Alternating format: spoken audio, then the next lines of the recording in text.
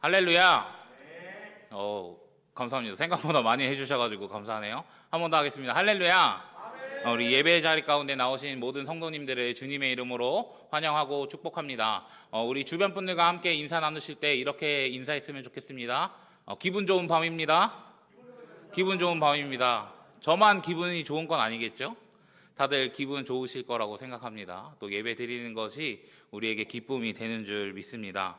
저는 오늘 정체성에 합당한 삶이라는 제목을 가지고 함께 말씀을 나누도록 하겠습니다. 정체성에 합당한 삶. 여러분, 정체성이라는 말을 자주 들어보셨을 거라고 생각합니다. 이 정체성, 이게 무엇일까요? 정체성. 근데 우리가 정체성 하면은 연달아서 떠오르는 질문이 하나 바로 있습니다. 그것이 어떤 질문이냐면 나는 누구인가 하는 질문이죠. 그래서 정체성에 관해서 이야기할 때 나는 누구인가 라는 질문을 꼭 한번 하게 됩니다. 그래서 나는 누구인가 우리는 고민할 때가 굉장히 많이 있다라는 것이죠. 그럼 나는 누구인가 라고 이야기를 할 때 결국엔 나 자신에 관해서 이야기를 하는 거잖아요. 그런데 요즘 사람들은 자기를 소개할 때 자신에 관해서 이야기를 할 때 좀 이렇게 표현합니다. 이팁이라고 혹시 들어보셨나요? 이팁이라고 있는데 이게 정확하게 이렇게 이야기할 수 있습니다. ISTP라고 이야기할 수 있습니다. 혹시 ISTP 혹시 이런 내용은 혹시 들어보신 적 이게 없으시죠? 네. 이게 어디서 나온 거냐면 MBTI라는 성격 유형 검사가 있습니다. 그래서 MBTI라는 성격 유형 검사에서 여러 가지 유형을 이제 성격의 유형을 나누는데 그 중에 한 영역이 저 ISTP라는 영역이고 저 ISTP라는 영역은 사실 제가 가지고 있는 영역이에요. 그래서 저는 이제 그 MBTI의 성격 유형으로 나누어서 봤을 때 어디에 속한 사람이냐면 ISTP에 속한 사람이다. 그래서 이것이 보통 요즘에는 또 어린 친구들 무조건 나는 MFP다, 뭐 나는 ETP다 하면서 그렇게 자기의 정체성, 자기를 소개할 때 이렇게 MBTI를 사용한다라는 거예요. 근데 저 ISTP 각 알파벳에 의미가 다 부여되어 있습니다. 그런데 그냥 한 가지만 좀 살펴보자면 맨 앞에 I라는 게 있죠. I인 사람은 어떤 사람이냐면 내향적인 사람입니다. 저는 어떤 사람이에요? 내향적인 사람이라는 거예요. 저 어떤 사람이라고요? 내향적인 사람. 그런데 성도님들 대부분이 우리 김호세 전도사님은 외향적인 사람이라고 생각하셨을 텐데 저는 어떤 사람이라고요? 내향적인 사람이라는 것입니다. 그리고 이제 그래서 어떤 좀 유형이냐면 뭔가 밖에서 이렇게 활동하는 것도 막 좋아하긴 하지만 그것보다는 집에 있는 걸 좀 더 좋아하고 이렇게 누군가를 이렇게 만나는 것보다도 혼자 있는 시간을 보내는 것을 굉장히 즐겨 한다라는 것입니다. 근데 저희 교회 이제 다른 전도사님들은 저 I와 반대인 E예요. E. 그러니까 외향적이라는 것입니다. 그러니까 밖에 나가서 뭐 노는 것도 좋아하고 사람 만나는 것도 좋아하고 그런 스타일이라는 거죠. 어쨌든 요즘 사람들은 이 MBTI라는 것을 통해 이 자신을 소개하면서 자신의 정체성을 이렇게 나타낸다라는 것입니다. 그런데 정체성을 나타낼 때 사실 이 MBTI뿐만 아니라 여러 가지로 좀 표현해 볼 수 있는데 자신의 직업으로 정체성을 표현하는 사람들도 있고 뭔가 자신의 스타일이나 자신의 태도를 통해서 자신의 정체성을 나타내고 드러내는 사람도 있다라는 것입니다. 여러분, 그렇지만 이 모든 것들은 사실 정체성을 이야기하기에는 좀 완벽한 대답은 아니라는 것입니다. MBTI든 뭐 자신의 직업이든 스타일이든 이 정체성이라는 단어에 완벽하게는 부합될 수 없기 때문입니다. 여러분, 우리가 정체성이라는 단어를 좀 사전적인 의미를 좀 살펴보게 되면 이렇게 바라볼 수 있습니다. 변하지 않는 존재의 본질이라는 것이죠. 여러분, 정체성은 무엇입니까? 변하지 않는 거예요. 정체성은 무엇입니까? 변하지 않는다라는 것입니다. 때에 따라 뭐 상황에 따라 이렇게 바뀌는 것이 아니라 어떤 상황에서도 변치 않는 것이 무엇입니까? 정체성이라는 것입니다. 그럼 MBTI나 뭔가 자신의 직업으로 사실 정체성을 표현하고 이야기할 때가 많은데 이게 100% 정답이 아닐 수 있다라는 거예요. 여러분, 저는 20살 중반까지만 해도 무조건 MBTI를 하면 아까 이야기했던 ISTP가 무조건 나왔습니다.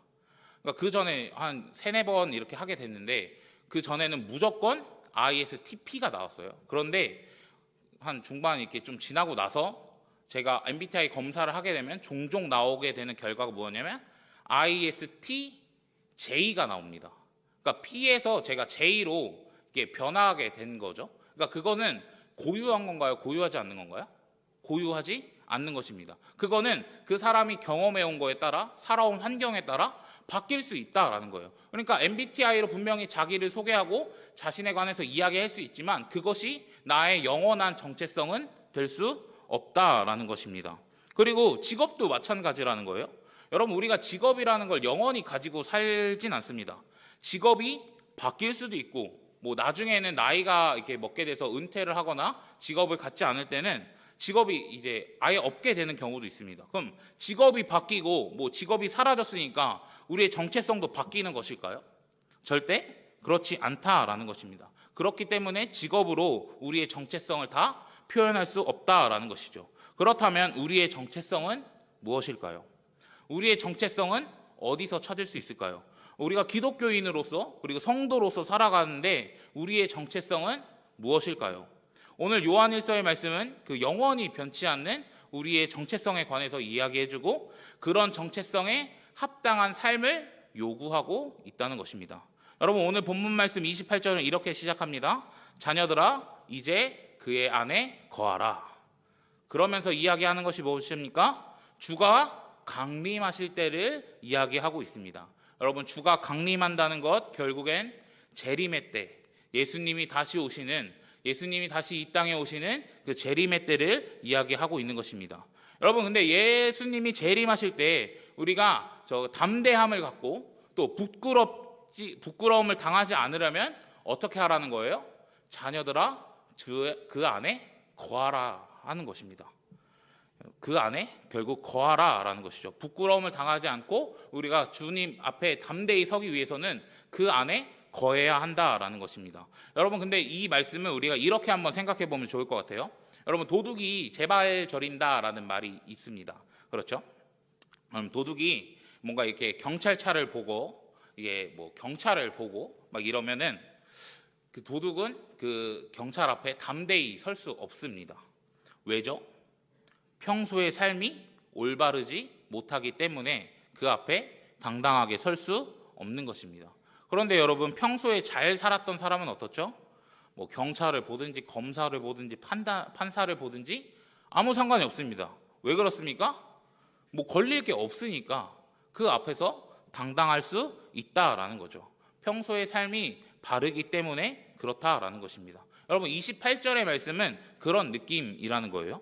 본문에서 재림을 이야기하지만 예수님을 우리가 재림의 때에 예수님을 담대히 맞이하기 위해서는 지금 그리고 현재의 삶을 우리가 잘 살아야 한다라는 것입니다. 지금부터 잘 살아야 그때에 부끄러움이 없고 담대히 주님 앞에 설 수 있다라는 것이죠.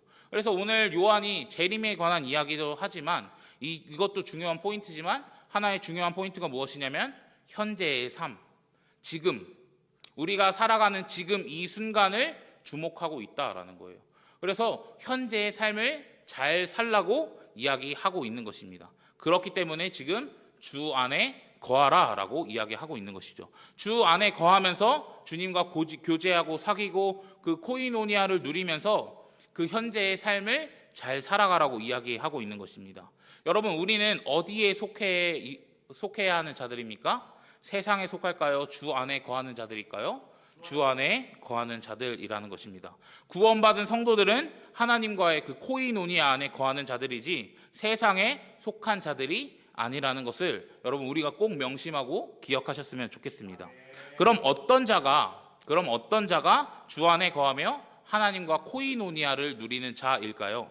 29절의 말씀에 보면 이런 말씀이 있습니다. 의를 행하는 자마다. 지금 어떤 것을 기준으로 이야기하고 있냐면 의를 행하는 자마다 하나님과 교제하고 하나님과 코이노니아 안에 있는 사람이라고 이야기하는 것입니다. 그래서 의를 행하는 자야 주 안에 거하며 예수님이 재림하실 때에 부끄럼 없이 담대히 설 수 있는 자가 저렇게 의를 행하는 사람이라는 것입니다. 그런데 의를 행하는 자, 그 뒤에는 뭐라고 얘기하죠?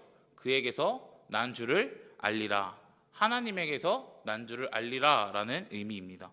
여기서 정확하게 이제 우리의 정체성에 관해서 이야기를 해주고 있다라는 거예요.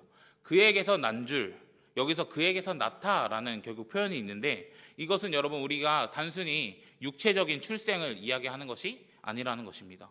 구원의 영역에서, 구원의 새 영역에서 새로운 삶과 새로운 신분을 얻는다는 것을 이야기합니다. 그러니까 하나님을 통해 다시 한번 우리가 구원의 은혜를 경험하게 되고, 다시 한번 거듭나게 되고, 다시 한번 태어나게 되는 그것을 이야기하고 있다라는 것이죠. 여러분 우리가 요한복음 1장 12절 말씀, 요한복음 1장 12절 말씀 같이 한번 읽어보겠습니다. 시작. 영접하는 자, 여러분 우리가 이 하나님과 예수 그리스도를 영접하고 그 이름을 믿게 된다면 어떤 자가 되는 것입니까? 하나님의 자녀가 되는 것입니다. 여러분 우리의 정체성은 여기에 있다라는 것입니다. 우리는 하나님께서 낳은 자들입니다. 하나님의 그 의로우심으로 말미암아 우리를 자녀 삼아 주셨다라는 것입니다. 죄 가운데 있고 세상 가운데 있으며 심판받아야 할 존재인 우리를 하나님의 그 의로우심으로 말미암아 구원의 새 영역으로 옮겨져서 하나님의 자녀로 살아간다는 사실을 우리가 믿으시기를 간절히 축복합니다. 여러분 저를 한번 따라해 주시겠습니까? 나는 하나님의 자녀입니다. 여러분 우리가 이게 우리의 정체성이라는 거예요. 영원히 변치 않는 정체성이라는 거예요. 어떠한 상황과 환경에 있어도 변치 않는 정체성이라는 거예요. 우리가 고난의 길을 걸어가고 어려운 길을 걸어가고 기쁨의 길을 걸어가고 어떤 길을 걸어가든지 우리는 어떤 존재입니까? 하나님의 자녀라는 사실을 꼭 기억하시길 부탁드립니다. 3장 1절의 말씀은 한 번 더 우리의 정체성을 좀 확실히 해주고 있는데요. 저희 PPT 말씀을 한번 보시고 같이 읽어주셨으면 좋겠습니다. 시작. 아버지께서 우리에게 얼마나 큰 사랑을 베푸셨는지 생각해 보십시오. 하나님께서 우리를 자기의 자녀라 일컬어 주셨으니 우리는 하나님의 자녀입니다. 아멘. 여러분 우리가 누구라고요? 하나님의 자녀입니다. 하나님의 그 큰 사랑으로 말미암아 하나님의 자녀가 되었다라는 거예요. 하나님이 이 땅에 인간의 몸을 입고 오신 그 성육신의 사건을 통해, 그리고 나를 위해 죄 없으신 그분이 십자가에 매달려 죽으신 그 사건을 통해 그 은혜로 말미암아 우리가 하나님의 자녀가 되었다는 사실입니다. 그 은혜와 그 공로로 말미암아 우리는 하나님의 자녀가 되었다라는 거예요. 그 하나님의 사랑이 정말 위대하고 정말 놀랍고 우리에게는 엄청난 은혜라는 것을 꼭 기억하시길 부탁드립니다. 그런데 여러분 제가 이런 말씀을 드렸습니다. 의를 행하는 자가 하나님께서 난 자다, 그에게서 난 자라고 이야기했습니다. 그러면 이렇게 생각해 볼 수도 있을 것 같아요. 의로운 행동을 하면, 의를 행하면 다 하나님의 자녀인가? 라는 생각을 해볼 수도 있을 것 같습니다. 그렇죠? 의를 행하면 분명히 그에게서 난 자라고 이야기했는데, 의를 행하면, 모든 사람이 의를 행하면 다 하나님의 자녀일까요? 우리는 이 요한의 말을 조금 뒤집어서 생각해 볼 필요가 있습니다. 29절의 말씀은 여러분 이런 의미에 더 가깝습니다. 우리가 하나님의 의로우심으로 하나님의 자녀가 되었습니다. 그렇다면 우리의 삶에서 자연스럽게 의를 행하는 삶이, 의를 행하는 모습이 나타난다라는 거예요. 구원받은 자는 구원받은 자의 삶의 모습과 행동으로 살아간다라는 것을 이야기하고 있는 것입니다. 그럼 하나님의 자녀는 하나님이 의로우심으로 의의 열매를 자연스럽게 맺으면서 살아간다라는 거예요. 의를 행하면서 살아간다라는 것입니다. 여러분 사과나무가 자연스럽게 사과 열매를 맺듯이, 포도나무가 포도 열매를 자연스럽게 맺듯이 하나님의 자녀는 자연스럽게 의의 열매를 맺고 구원받은 자는 구원받은 자의 합당한 삶의 모습에 열매를 맺으면서 살아간다라는 것입니다. 여러분 우리는 이 순서를 명확하게 해야 합니다. 단순히 의를 행한다고 해서 하나님의 자녀가 아니라는 것이죠. 구원받는 게 첫 번째라는 것입니다. 그리고 하나님의 의로우심으로 말미암아 구원받고 하나님의 자녀가 되면, 주 안에 거하는 사람이 되면 의의를 행하는 사람, 자연스럽게 그 의의의 열매를 맺으면서 살아간다라는 것이죠. 그렇다면 여러분, 우리가 구원받아 코이노니아의 친밀한 사귐의 영역에 있는 하나님의 자녀라는 정체성을 가지고 있다면 우리의 삶 속에서 어떤 삶을 살아가야 하는 것입니까? 하나님 안에 거하며 의의를 행하는 삶으로 살아가야 한다라는 것입니다. 이전의 삶의 모습을 벗어버리고 세상에 거했던 삶의 모습을 벗어버리고 하나님의 자녀답게 하나님의 의로우심을 닮은 의의 열매를 맺으면서 살아가야 한다라는 것입니다. 여러분, 우리가 계속해서 기억해야 할 중요한 포인트, 현재라는 것입니다. 구원받은 자인 우리는 지금 그렇게 살아가야 한다라는 것입니다. 지금 이 순간에도 우리는 하나님의 자녀이고, 지금 이 순간에도 의를 행하면서 살아가는 사람이고, 지금 이 순간에도 하나님과 코이노니아를 누리는 자라는 것입니다. 그렇기 때문에 현재 우리의 삶 속에서 정체성에 합당한 삶, 하나님의 자녀로서 합당한 삶을 살아가야 한다라는 것입니다. 여러분, 3장 2절 말씀을 우리 다시 한번 보시게 될 텐데요. 이 3장 2절 말씀은 다시 한번 현재, 이전까지 현재에 초점을 맞췄다가 다시 한번 미래에 초점을 맞추게 됩니다. 이런 표현이 있습니다. 그가 나타나시면. 여기서 그는 예수님을 이야기합니다. 그러니까 2장 28절에서 언급했던 것처럼 그 재림의 사건을 다시 한번 초점을 맞춰서 얘기한다라는 거예요. 그리고 계속해서 이렇게 기록되어 있습니다. 그가 나타나시면 우리가 그와 같은 줄 아는 것은 그의 참 모습으로 그대로 볼 것이기 때문이니 라고 기록하고 있습니다. 이 말을 쉽게 이야기하면, 여러분, 예수님이 이 땅에 재림하시면 우리도 그분처럼 된다라는 것입니다. 그분처럼 된다는 게 무슨 말일까요? 신자의 몸이, 우리의 몸이 주님의 그 영광스러운 부활의 몸을 덧입은 그런 온전한 상태로 변한다라는 것입니다. 여러분, 고린도후서 3장 18절 말씀에 이런 말씀이 있습니다. 제가 한번 읽겠습니다. 우리가 다 수건을 벗은 얼굴로 거울을 보는 것 같이 주의 영광을 보매 그와 같은 형상으로 변화하여 영광에서 영광에 이르니 곧 주의 영으로 말미암음이니라. 아멘. 그 예수님이 재림하실 때 우리는 어떻게 되는 것입니까? 그와 같은 형상으로 변화된다라는 거예요. 재림하실 때 우리는 그냥 이 몸이 그대로 가는 것이 아니라 그 영화의 모습으로 그렇게 우리는 변화되고 나아간다라는 것입니다.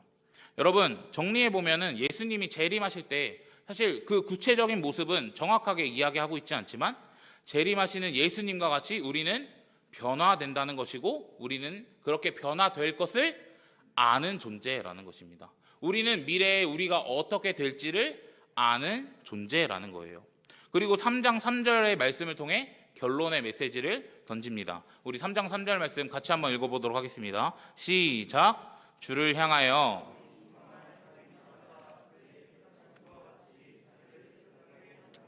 아멘. 여러분, 주를 향하여 이 소망을 가지는 것은 2절에 말했던 그 재림할 때에 변화되는 것을 이야기합니다. 그 변화를 소망하고 기대하며 간절히 기다리는 자는 어떻게 살아가는 것입니까? 자기를 깨끗하게 하는 사람이라는 것입니다. 그 소망을 가진 자는 어떻게 살아가냐면 자기를 깨끗하게 하면서 살아간다라는 거예요. 여러분, 여기서 이 소망이라는 단어를 사용하는데 이 헬라어로 엘피스라는 단어입니다. 근데 이 소망은 단순히 저 이런 것을 희망합니다, 뭔가 희망사항을 이야기하거나 네, 그냥 저 원해요, 뭔가 이 정도의 느낌이 아니라는 거예요. 그러니까 살아있는 소망이고 이미 주 안에서 그것이 결정되고 확정된 사실에 의한 소망이라는 거예요. 그것이 이루어질 것을 알고 확실히 그것을 믿음으로 소망한다라는 것입니다. 예수님은 분명히 이 땅에 다시 오시고 그 다시 오실 그때에 나는 분명히 변한다, 나는 분명히 예수님과 닮은 모습으로 변한다라는 확신을 가진 소망이라는 것입니다. 그러니 현재의 삶을 어떻게 살아가는 것입니까? 깨끗하고 흠없고 정결하고 거룩하게 살아간다라는 것입니다. 여러분에게 이 소망이 있으십니까? 우리가 하나님의 자녀이고 그 재림의 때에 예수님과 같이 변화된다는 그 확실한 소망이 있으십니까? 그 소망이 있다면 우리는 우리의 삶에서 깨끗한 삶, 거룩한 삶, 정결한 삶으로 살아간다라는 것입니다. 여러분, 제가 아까 29절 말씀에 의를 행하는 자는 하나님의 자녀라고 했는데 그 구체적으로 의를 행하는 모습이 무엇입니까? 깨끗하게 사는 것입니다. 죄를 떠나서 흠없고 정결하게 사는 것입니다. 거룩하게 살아가는 모습이 우리의 모습이 되어야 한다는 것입니다. 여러분, 그렇다면 우리는 이 깨끗함의 기준, 이 거룩함의 기준을 한 번 더 생각해 보았으면 좋겠습니다. 여러분, 이 시대에 교회를 다닌다고 하는 이 성도들도 이 깨끗함의 기준, 이 거룩의 기준이 무너져 있을 때가 많이 있다라는 거예요. 여러분, 우리는 살아가면서 상대적인 거룩을 많이 추구합니다. 우리에게 혹시 이런 마음 있지 않습니까? 나는 이런 죄 안 지었으니까. 그런 마음. 나는 이런 죄 안 지었으니까. 뭐 이 정도쯤이야. 살면서 뭐 이 정도쯤이야. 이 정도 해도 되지. 하는 것들. 뭐 남들은 이 정도 하는데 나는 뭐 이 정도 그것보다 덜 하는데 어때? 이 정도면 괜찮지. 혹시 우리 안에 이런 마음 있지 않습니까? 그런데 이거는 여러분 상대적인 거룩을 쫓는다라는 거예요. 상대적입니다. 그 사람에 비해서 뭔가 그냥 내가 조금 더 거룩해 보인다라는 것이죠. 누구보다 낫지. 그러니까 그 기준이 누구이냐면 그냥 다른 사람이 기준이라는 거예요. 내가 거룩함의 기준이 다른 사람, 그 뭔가 이런 악한 사람들 기준을 두고 난 그 사람보다 나아. 이러면서 내가 거룩하다라는 그런 생각을 가지고 있다라는 것입니다. 여러분, 그런데 그게 거룩의 기준이 맞습니까? 여러분, 그게 하나님께서 이야기하시고 그게 성경에서 이야기하는 거룩의 기준이 맞습니까? 아니라는 것이죠. 그러니 우리는 이 기준을 다시 한번 회복하고 다시 한번 이 거룩의 기준을 세워 나가야 한다라는 것입니다. 여러분, 3절 말씀 우리 다시 한번 보여주시면 자기를 깨끗하게 하느니라 앞에 뭐라고 되어 있죠?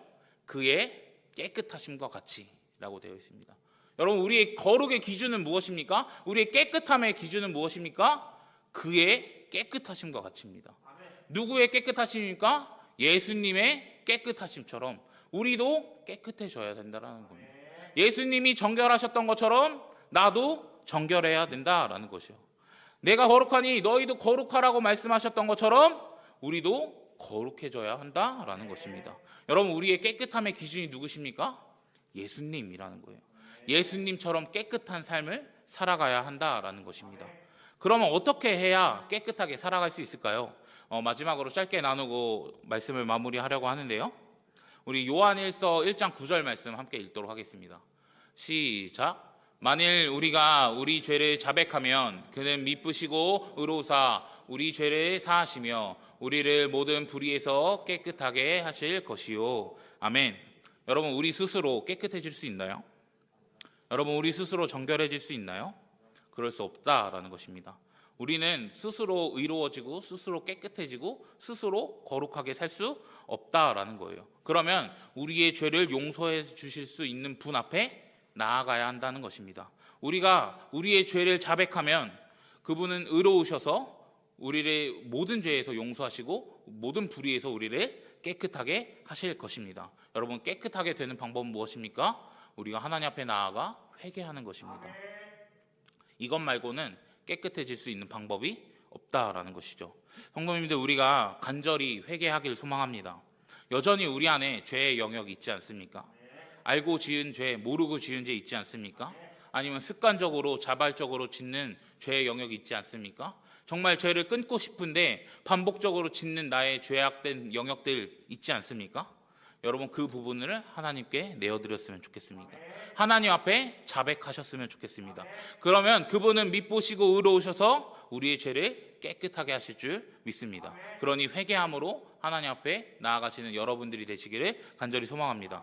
한 가지 더 제가 기준을 이야기하고 싶은데, 우리가 깨끗하게 사는 방법은 하나님과 친밀한 교제를 누리는 것입니다. 우리 요한일서 2장 1, 2절 말씀입니다. 우리 한 번 더 같이 읽도록 하겠습니다. 시작. 나의 자녀들아, 내가 이것을 너희에게 쓰면 너희로 죄를 범하지 않게 하려 함이라. 만일 누가 죄를 범하여도 아버지 앞에서 우리에게 대언자가 있으니 곧 의로우신 예수 그리스도라. 그는 우리 죄를 위한 화목제물이니 우리만 위할 뿐 아니요 온 세상의 죄를 위하심이라. 아멘. 여러분, 이 내용을 쓰는 목적이 무엇이죠? 너희로 죄를 범하지 않게 하기 위함입니다.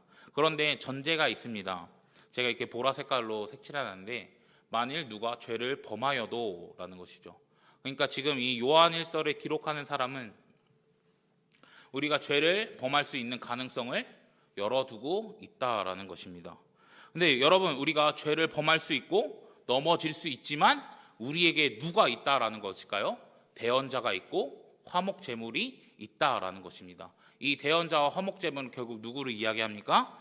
예수 그리스도가 있다라는 것이죠. 우리를 위해 변호해 주시는 변호사인 예수님이 계시고 우리의 죄를 위한 화목 제물이신 예수님이 있다라는 것입니다. 그리고 이 화목 제물을 통해 우리의 죄를 용서하시고 다시 한번 하나님과의 관계를 화목해 했다라는 것입니다. 여러분, 이 대언자와 이 화목 제물이라는 개념이 단순히 죄의 용서를 넘어서 하나님과의 관계성을 포함하고 있는 것입니다.